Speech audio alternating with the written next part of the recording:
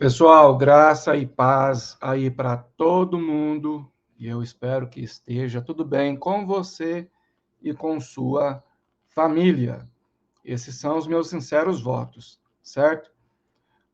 Esse assunto acerca das seitas, eu já abordei aqui no canal, certo? Inclusive, a gente já falou disso em uma live. Não me lembro agora a data dessa live, mas a gente já abordou esse assunto, sim, tá bom? É que muitas pessoas leigas ou às vezes mal intencionadas, ignorantes ou, enfim, por decorrência de vários fatores, acabam classificando como seita tudo aquilo que é contra o que elas acreditam. Então, se uma determinada organização segue uma soteriologia diferente, tem que ser classificada como seita, certo? Se uma determinada denominação segue uma visão teontológica diferente ou algo nesse sentido, para essas pessoas tem que ser classificada como seita. Por quê? Porque tudo aquilo que é diferente do que foi ensinado para elas é errado, é condenado, é seita. Esse é um parâmetro burro e perigoso de julgar, para classificar as organizações, para classificar os agrupamentos, certo? É como se a opinião da maioria de fato fosse a voz de Deus. Inclusive, tem até um ditado, né, acerca disso, e a gente tem que estar esperto com isso, né? Se a maioria pensa, se a maioria acredita de uma forma X, então a minoria que acredita de uma forma Y é classificada como seita. É uma minoria classificada como sectária. É uma minoria classificada como heterodoxa. E eu não vou falar de ortodoxia aqui, de forma aprofundada, não. Talvez nem de forma superficial. Pode ser que eu grave um vídeo posterior acerca disso, certo? Mas aí colocam assim, olha, se a instituição cobra o dízimo, é seita. Se a instituição tal faz isso, é seita. E aí você pergunta, tá, mas por quê? Quais os fundamentos?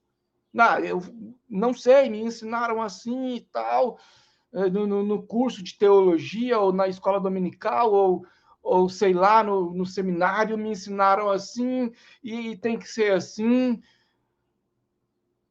Então é complicado.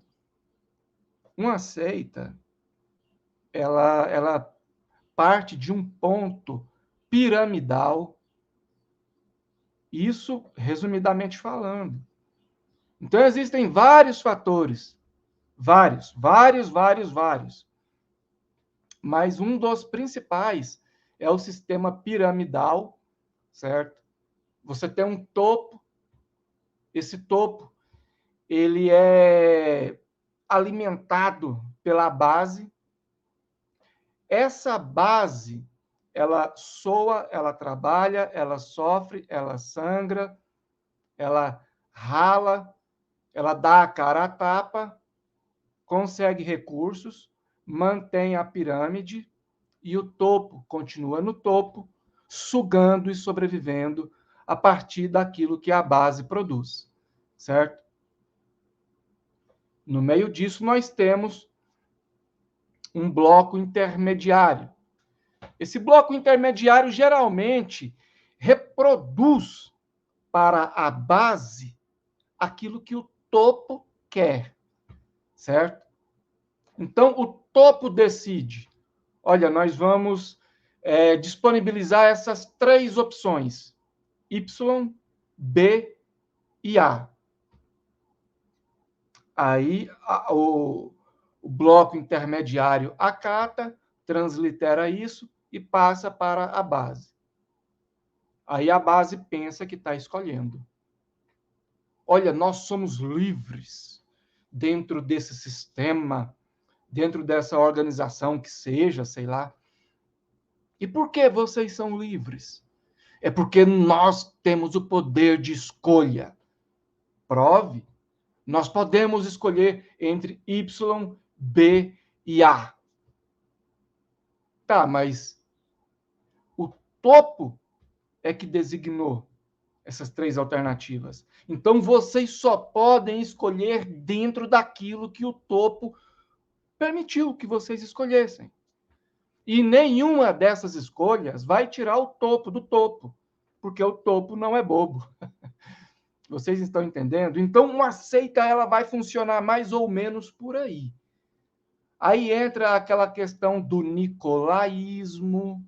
Vocês lembram dos nicolaítas, que dominavam os leigos, usavam da homilética, ou às vezes até da erudição. Então, eles dominavam os leigos e viviam às custas daquilo que os leigos produziam.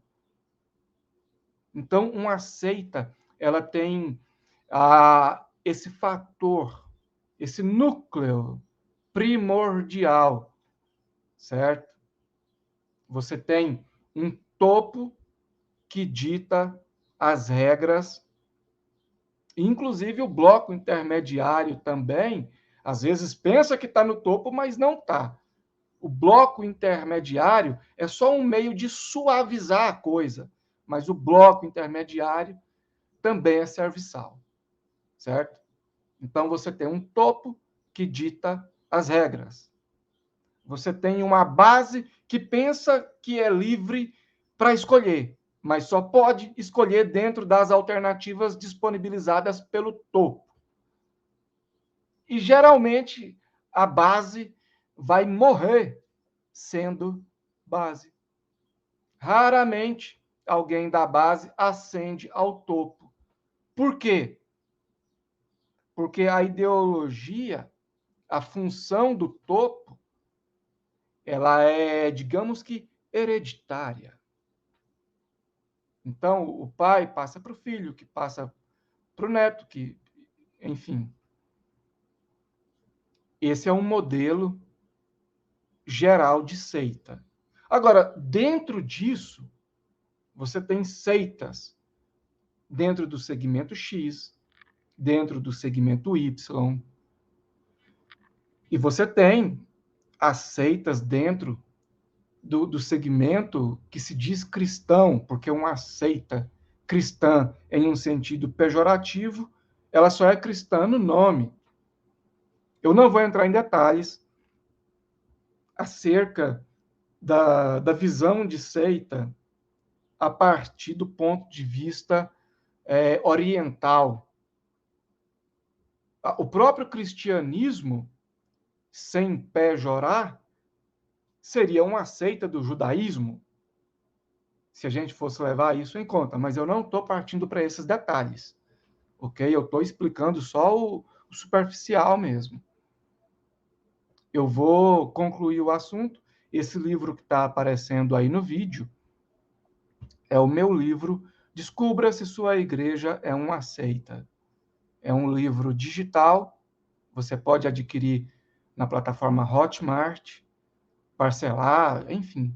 Mas o valor é muito pequeno, é muito baixo.